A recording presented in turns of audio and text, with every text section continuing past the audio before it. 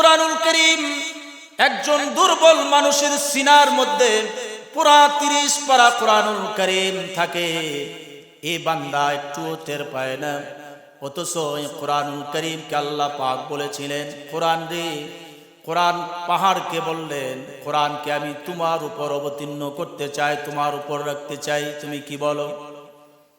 আল্লাহ পাক কোরআনুল কারীমের মধ্যে বর্ণনা করছেন, আল্লাহ রাব্বুল আলামিন বলেন, লাউ আনজালনা হাদাল কুরআনা আলা জাবালিন লারাআইতাহু খাশিআন মুতাসাদ্দিআন মিন খাশিয়াতিল্লাহ।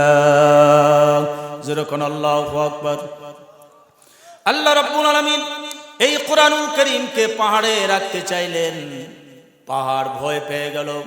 রব্বুল আলামিনকে ডেকে বলল, রব্বুল আলামিন, এই কোরআনের ওজন সইবার ক্ষমতা তো আমার নাই, কোরআনের এত ওজন আমি কেমন করে সহ্য করব, আমি তো পারবো না।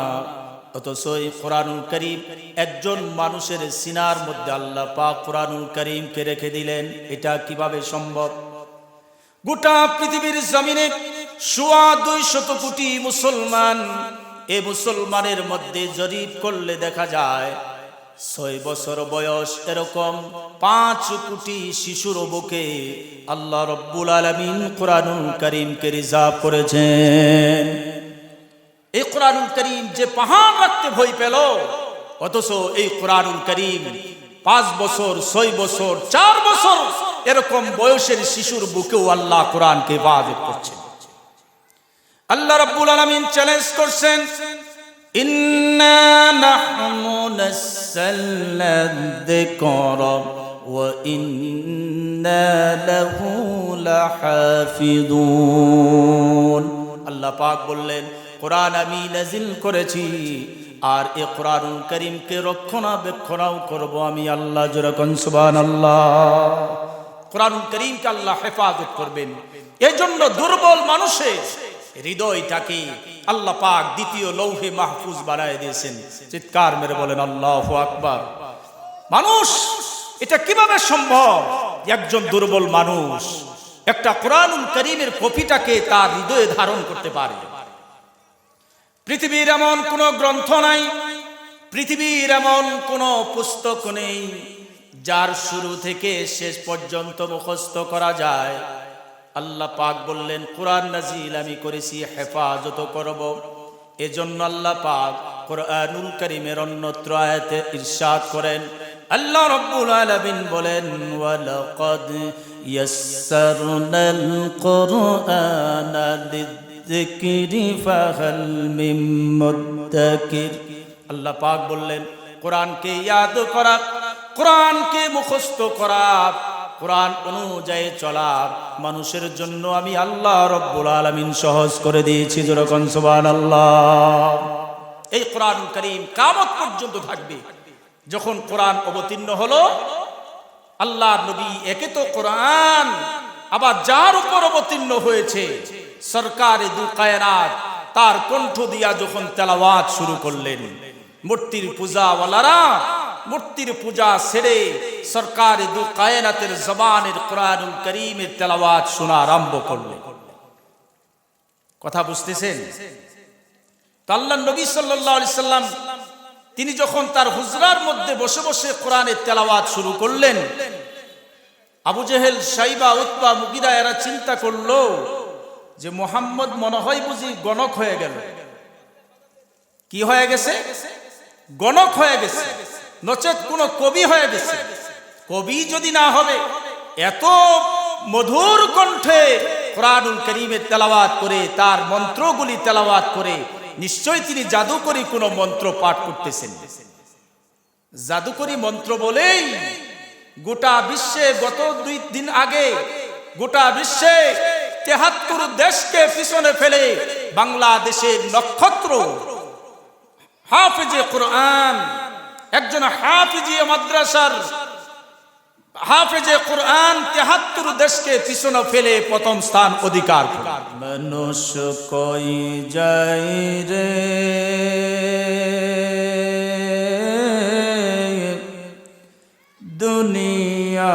সারিয়া মসজিদ রৌফল কি আয়না দুলদহি সাজায়া তার জনমের লাগিয়া মসজিদ রৌফল কি আয়না দুলদহি সাজায়া তার জনমের লাগিয়া মনুষ্য কই যায় রে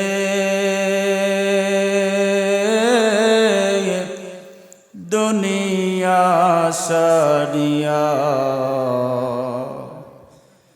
মসজিদ রৌফল কি আয়না দুলদহি সাজায়া তার জনমের লাগিয়া মসজিদ রৌফল কি আয়না দুলদহি সাজায়া তার জনমের লাগিয়া এবারের লাইগা করলা তুমি কত মারামারি মামলা মুকদ্দমা করে খোয়াইলার করি এবারের লাইগা করলা তুমি কত মারামারি মামলা মুকদ্দমা করে খোয়াইলার করি আজকে তুমি যাবে চলি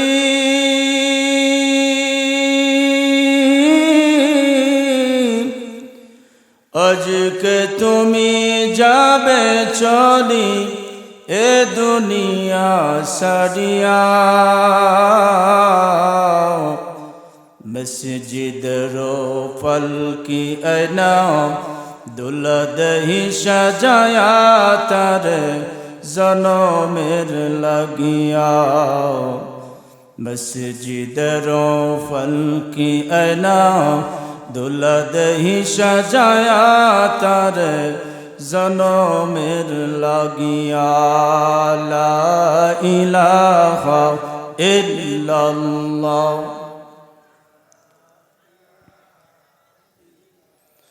লা ইলাহা ইল্লাল্লাহু মুহাম্মাদুর রাসূলুল্লাহ জবান ছেড়ে পড়ি সাল্লাল্লাহু আলাইহি ওয়াসাল্লাম আবারও পড়ছি সাল্লাল্লাহু আলাইহি ওয়াসাল্লাম জোরখাড়ি তালিমুল কোরআন মাদ্রাসা হাফিজিয়া মাদ্রাসার হেফজ উত্তীর্ণ ছাত্রদের দিস্তারে ফজিলত উপলক্ষে আয়োজিত আজকের ঐতিহাসিক তাফসীরুল কোরআন মাহফিলের সম্মানিত সুযোগ্য শ্রদ্ধাভাজন সভাপতি সহ সভাপতি প্রধান অতিথি বিশেষ অতিথি বৃন্দ মুআসসাস মুকাররম হযরত উলামায়ে কেরাম সম্মুখ পানে উপবিষ্ট কোরআন প্রেমিক নবী প্রেমিক ভাইয়েরা পর্দার আড়ালে অবস্থানরত সতী ও সাধবী মা ও বোনেরা আসুন সকলেই সেই মহান রবের শকর আদায় করে যে মহান রব্বুল ইজ্জত আমাদেরকে এই ফিতনা ফাসাদের জামানায় সকল ফিতনা থেকে হেফাজত করে সকল গুনাহ থেকে হেফাজত করে দুনিয়াবি সকল ঝামেলা থেকে মুক্ত করে হাঁটি হাঁটি পা পা করে রিয়াজুল জান্নাহ তথা বেহেশতের বাগানে বসিয়ে বেহেশতের মেহমান হওয়ার তৌফিক ইনায়েত করেছেন এজন্য সকলে দিল থেকে কালিমাতুশ শুকর আদায় করছি সকলে জবান ছেড়ে উঁচু আওয়াজে রবের সন্তুষ্টি লক্ষ্যে বলছি আলহামদুলিল্লাহ আবারও পড়ছি আলহামদুলিল্লাহ বলছি রব্বানা লাকাল হামদ হামদান কাসীরান তাইয়িবান মুবারাকান ফীহি রব্বে কাবা আমাদেরকে যে সকল নিয়ামতগুলি দিয়েছেন তার মধ্যে আজকের এই জান্নাতের পরিবেশে বসাটাও একটি নিয়ামত ঠিক কিনা বলেন অনেক মানুষ চাষতলে দাঁড়িয়ে আছে রাস্তায় দাঁড়িয়ে আছে তাদের কিন্তু তারা মাহফিলকে কেন্দ্র করে এসেছে, কিন্তু মাহফিলে বসার সুযোগ তাদের হয়নি। তারা বিভিন্ন ক্ষেত্রে তারা বিভিন্নভাবে সময় তারা অপচয় করছে। যারা বাহিরে দাঁড়িয়ে আছেন, আমি তাদেরকে উদারত আহ্বান রাখছি, আজকে মাহফিল হচ্ছে, আগামীকাল আর হবে না। কাজে আজকের এই মাহফিল জীবনের শেষ মাহফিলও হতে পারে। এটা মনে করে আজকের এই জান্নাতের পরিবেশে বসে নিজের তাকদীরকে বলন্দ করুন। যারা বাহিরে দাঁড়িয়ে আছেন, মেহেরবানি করে জান্নাতের এই বাগানে বসে পড়ুন। সকলকে আমি উদারত আহ্বান রাখছি। তো বলছি আলহামদুলিল্লাহ, আল্লাহ সুবহানাহু ওয়া তাআলা আমাদেরকে এই জান্নাতের পরিবেশে বসার সুযোগ করে দিয়েছেন। অসংখ্য নিয়ামত ও রাজির মধ্যে এটি যেন একটি বড় নিয়ামত আমাদের জন্য। কারণ কোনো বান্দা তার রবের শকর আদায় করে শেষ করতে পারবে না। যা সকল নিয়ামতগুলি বান্দাকে আল্লাহ রব্বুল আলামিন দান করেছেন। আল্লাহ রব্বুল আলামিন বলেন, আল্লাহ রব্বুল আলামিন কুরআনুল কারীমের মধ্যে ইরশাদ করেন, লা ইন শাকারতুম লা আযীদান্নাকুম ওয়া লা ইন কাফারতুম ইন্না আযাবী লাশাদীদ। যারাকান আল্লাহু আকবার। আল্লাহ রব্বুল আলামিন বলেন, যারা আমার নিয়ামত পাওয়ার পরে নিয়ামতের শুকর আদায় করবে, আমি আল্লাহ রব্বুল আলামিন তাকে আরো নিয়ামত বাড়াই দিব। যেরকম সুবহানাল্লাহ। আর যারা আমার নিয়ামত পাওয়ার পরে নিয়ামতের না শুকর করবে, আল্লাহ রব্বুল আলামিন তার কাছ থেকে তার নিয়ামতগুলোকে ছিনিয়ে নেবেন। শুধু তাই নয়, আয়াতের শেষাংশে আল্লাহ পাক বলেন, ইন্না আযাবী লাশাদীদ, সে আমার শক্ত আযাবে গ্রেফতার হবে। এজন্য রবের শুকর আদায় করা এটা আমাদের জন্য অপরিহার্য। আমরা রবের শুকর আদায় করি। যে সকল নিয়ামতগুলি আল্লাহ আপনাকে আমাকে দান করেছেন, তার শুকর আদায় করে শেষ করা যাবে না, গণনা করেও শেষ করা যাবে না। আল্লাহ পাক কুরআনুল কারীমের অন্যত্র আয়াতে ইরশাদ করেন, আল্লাহ রব্বুল আলামিন বলেন, ওয়া ইন তাউদ্দু নি'মাতাল্লাহি লা তুহসুহা। আল্লাহ পাক বলেন, এত অসংখ্য নিয়ামত রাজি তোমাদের দিয়েছি যে নিয়ামতের গণনা করে কোনোদিনই তোমরা শেষ করতে পারবা না। আল্লাহ রাব্বুল আলামিন কুরআনুল কারীমের মধ্যে বলেন, আলাম নাজআল লাহু আইনাইন ওয়া লিসানান ওয়া শাফাতাইন। আল্লাহ রাব্বুল আলামিন বলেন, আমি কি তোমাদেরকে দুটি চোখ দেই নাই? আমি কি তোমাদেরকে জিহ্বা দেই নাই? আমি তোমাদেরকে দুটি চোখ দিয়েছি। চোখ কত বড় নিয়ামত তোমাদের জন্য। যার চোখ নাই ওই বান্দাকে গিয়ে জিগাও। যে লোকটি চক্ষু আছে, চোখের দৃশ্যপট আছে, চোখের অবকাঠামোগুলি আছে, কিন্তু বান্দা এ চোখের পত্তলিকা দিয়ে পৃথিবীর জমিনে সন্তান দেখতে পারে না, পৃথিবীর জমিনে মা দেখতে পারে না, বাবা দেখতে পারে না। রবের দেওয়া যাবতীয় যত কিছু আল্লাহ পাক সৃষ্টি করেছেন, চোখের অবকাঠামো থাকার পরও তারা দৃষ্টিহীন হয়ে যায়। আল্লাহ পাক বলেন, আমি কি এ চোখ দিয়া তোমাদেরকে গোটা পৃথিবীটা দেখার সুযোগ করে দেই নাই? আমি তোমার এই চোখ দিয়া গোটা পৃথিবী তুমি দেখতে পাও। আমি আল্লাহ রাব্বুল আলামিন তোমাদেরকে কি জিহ্বা দেই নাই, যে জিহ্বার মাধ্যম দিয়া পৃথিবীর জমিনে টক ঝাল মিষ্টির তুমি প্রকার ভেদ করতে পারো? এজন্য আল্লাহ পাক বললেন, তাহলে এমন কি জিনিস আছে যেটা তোমাদের দেয় নাই? আমি অসংখ্য নিয়ামত রাজি দিয়ে তোমাদেরকে পূর্ণ করেছি। যখন সুবহানাল্লাহ। আল্লাহ সুবহানাহু ওয়া তাআলা অসংখ্য নিয়ামত দিয়েছেন। তার মধ্যে আল্লাহ পাক আমাদেরকে মুসলমানের ঘরে জন্মগ্রহণ করাইছেন। চিৎকার মেরে বলেন সুবহানাল্লাহ। যে আল্লাহ পাক আমাদেরকে ইহুদি, খ্রিস্টান, নাসারা, বৌদ্ধের ঘরে জন্ম গ্রহণ করাইতে পারতেন, কিন্তু তা না করে আল্লাহ পাক আমাদেরকে মুসলমানের ঘরে জন্মগ্রহণ করাইছেন, এটা একটা নিয়ামত। মুসলমান ভাইয়ের আমার, শুধু তাই নয়, মুসলমানের ঘরে জন্মগ্রহণ করানোর পরে এমন একখানা কিতাব আল্লাহ পাক আমাদেরকে দিয়ে দিলেন, যে কিতাবখানা আল্লাহ রব্বুল আলামিন নাজিল করলেন, যে কিতাবকে কিয়ামত পর্যন্ত আল্লাহ রব্বুল আলামিন নিজে হেফাজত করবেন। আজ থেকে 1450 বছর আগে কোরআনুল কারীম গারে হিরায় অবতীর্ণ হলো। যে কোরআনের কপিটা আমরা লাইব্রেরি থেকে 200 টাকা মূল্যে ক্রয় করতে পারি, কিন্তু সরকারে দু কায়নাত এই কোরআনুল কারীমকে উম্মতের কাছে পৌঁছে দিতে রাসূলের গোটা 23 বছর লেগেছে। কয় বছর? 23 বছর। আর আমরা পাই 200 টাকার একটা নোট হলে লাইব্রেরি থেকে ক্রয় করতে পারি। এই কোরআনুল কারীম আজও আছে, কিয়ামত পর্যন্ত আল্লাহ পাক এই কোরআনুল কারীমকে হেফাজত করবেন। জোরে কোন সুবহানাল্লাহ।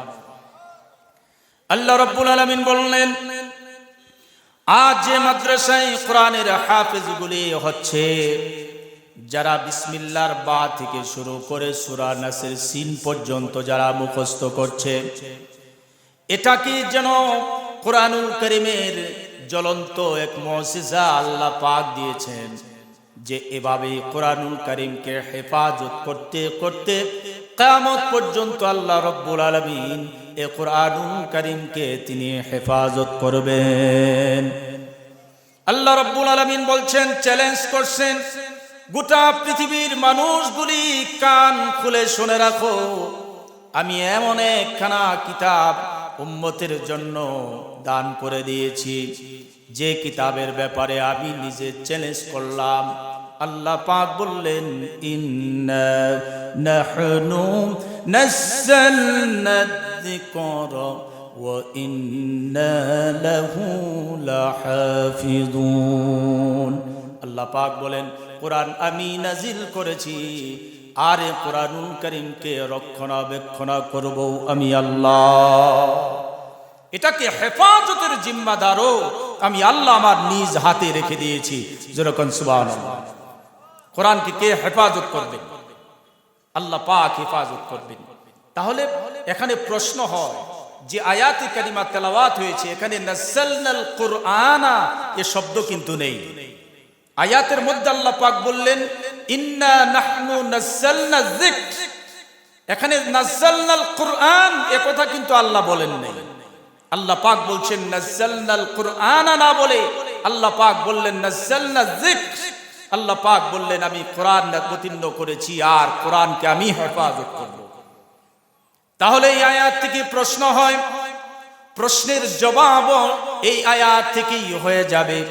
মুফাসসিরিনে কেরাম বর্ণনা করেন যে কোরআনের নাম আমরা জানি কোরআন, না এই কোরআনের আরো নাম আছে।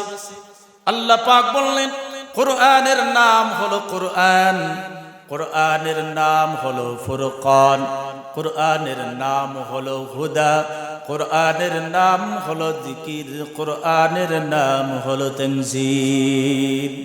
এখানে নাযালনা যিকর দ্বারা মুরাদ হচ্ছে কোরআনুল কারীম।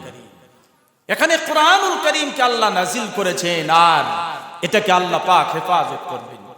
তাহলে কোরআন এটা প্রসিদ্ধ একটি নাম, কোরআনুল কারীম, ইন্নাহু লাকুরআনুন কারীম। এটা একটা প্রসিদ্ধ নাম। কোরআনকে কোরআন বলে নামকরণ করা কেন হয়েছে?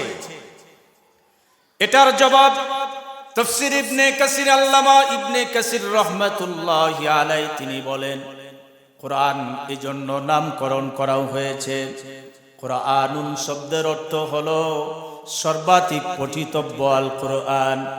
পৃথিবীতে এমন কোনো গ্রন্থ নাই যে গ্রন্থটা একবার পড়লে মজা আসে আর একবার মজা ফুরায়া যায়, যত পড়ে মজা ফুরায়া যায়। কিন্তু কোরআনুল কারীম এমন একখানা কিতাব আল্লাহ পাক উম্মতে মুহাম্মাদীকে নাজিল করেছে, যে কিতাবখানা যত পড়ে ততই মজা বেড়ে যায়, এর মজা কখনো ফুরায়া যায়। যেমন আমরা একটা এক্সাম্পল, আমরা প্রত্যেক নামাজের মধ্যে প্রথম রাকাতেই দ্বিতীয় রাকাতে আমরা সূরাতুল ফাতিহা নামে একখানা সূরা পড়ি না? এখন এই সূরাতুল ফাতিহা এমনটা কি কারো মনে হয়েছে যে আজকে আর পড়বো না, অন্য কোন সূরা দিয়ে আজকে নামাজ পড়ব মনে হয়েছে কারো?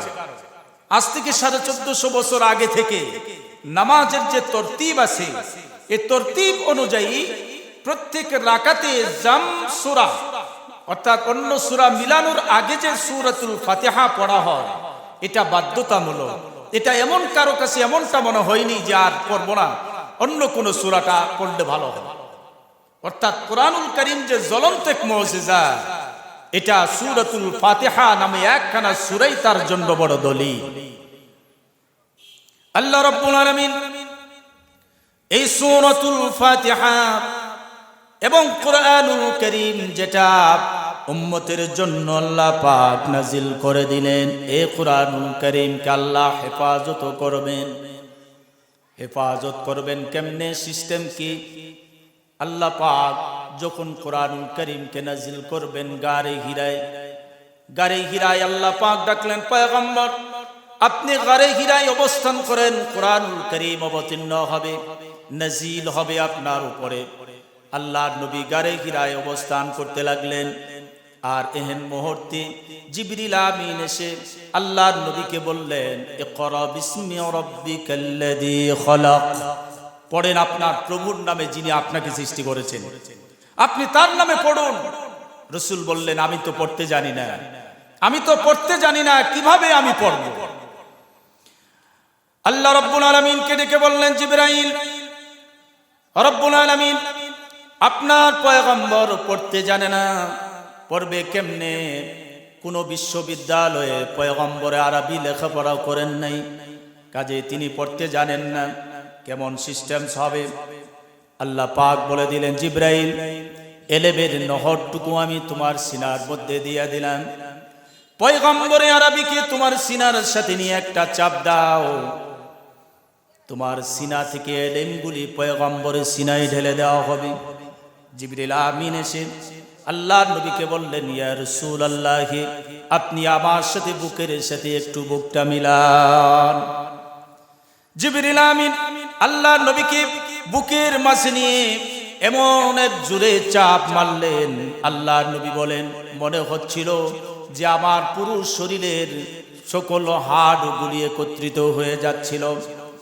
আল্লাহর নবী এমন করে কোরআনুল কারীম জিবরাইল তার সিনা থেকে সিনা পর্যন্ত কোরআনুল কারীম ঢেলে দিল, এলেমটা ঢেলে দিল। এজন্য পৃথিবীর জমিনে দিনের মজলিস যখন হয়, দিনের মজলিসে যে বয়ান হবে, যেখানে যে বর্ণনা হবে, এই বয়ানকারীর দিকে যদি না তাকানো হয় তাহলে জিবরাইলের সিনা থেকে সিনা পর্যন্ত এলেম ঢুকে না। জিবরিল আমিন সিনা থেকে সকল এলেমগুলি আল্লাহর নবীর সিনার মধ্যে যখন ঢেলে দিল, আল্লাহর নবী অনায়াসেই বলা শুরু করলো, ইকরা বিসমি রাব্বিকাল্লাযী খলাক, খলাকাল ইনসানা মিন আলাক। আল্লাহর নবী বলা শুরু করে দিলেন। আল্লাহর নবী জিবরিল আমিন আল্লাহর নবীকে যতবার বলেছেন, আল্লাহর নবী বলেন নাই আমি পড়তে জানি না। অর্থাৎ কোরআনুল কারীম গারে হিরায় অবতীর্ণ হলো। আল্লাহর নবী সিনার মধ্যে যখন জিবরাইলের সিনার মধ্যে জিবরাইল নিয়ে চাপ মারলো, এহেন চিত্র দেখে আল্লাহর নবীর পুরো শরীরের মধ্যে জ্বর এসে গেল, জ্বরে আক্রান্ত হয়ে গেলেন। আল্লাহর নবী বাড়িতে পৌঁছলেন, হুজরায় পৌঁছলেন। হুজরায় পৌঁছার পরে বললেন, খাদিজা জাম্মিলুনি জাম্মিলুনি, খাদিজা তুমি আমাকে আপাত মস্তক ঢেকে দাও, আমাকে চাদর দ্বারা আবৃত করে দাও। কেন? আল্লাহর নবী জিজ্ঞাসা করলেন, চাদর দ্বারা ঢেকে দাও। জিবরিল হযরতে আম্মা জান আয়েশা, আম্মা জান খাদিজা বললেন, কেন রাসূল কি হয়েছে? আল্লাহর নবী বললেন, আমার উপরে কোরআনুল কারীম নামে একখানা কিতাব অবতীর্ণ হয়েছে, যার ফলে আমার জিবরাইল সিনার মধ্যে চাপ মারার কারণে পুরো শরীরটার মনে হচ্ছিল সকল হাড়গুলো একত্রিত হয়ে যাচ্ছে। মুসলমান ভাইয়ের আমার, এই কোরআনুল কারীম আল্লাহ নবী উম্মতের কাছে পৌঁছে দিতে একদিন দুই দিন না, গোটা 30টা বছর লেগেছে পয়গম্বরে আরবি। আল্লাহ নবী 30 বছরে কতরা কতরা করে উম্মতের জন্য কোরআনুল কারীম দিয়ে গেলেন। এই কোরআনুল কারীম অতি সহজেই আমাদের কাছে আসে নাই, বরং রসুলের মেহনত আর মুজাহাদার মাধ্যম দিয়ে উম্মতের কাছে কোরআন পৌঁছে যায়। এই কোরআনুল কারীম আমাদের লাইব্রেরিতে পাওয়া যায়, মাদ্রাসায় পাওয়া যায়, সব জায়গার মধ্যে এই কোরআনুল কারীমকে আমরা খুঁজে পাই। কিন্তু এই কোরআনুল কারীম নাজিলের প্রেক্ষাপটটা কি, এটাকে কিভাবে আল্লাহ পাক হেফাজত করবেন কিয়ামত পর্যন্ত? তাহলে কি একজন মানুষের সিনার মধ্যে কোরআনুল কারীমকে রাখা যায়? একজন মানুষের সিনার মধ্যে একজন দুর্বল মানুষ কি একটা কোরআনকে তার সিনার মধ্যে রাখতে পারে? এ শক্তি কি একজন মানুষের আছে কিনা? আল্লাহ রাব্বুল আলামিন এই কোরআনুল কারীমকে তাকিয়ার উপর রাখে, তাকিয়া ভয় পায় না। এই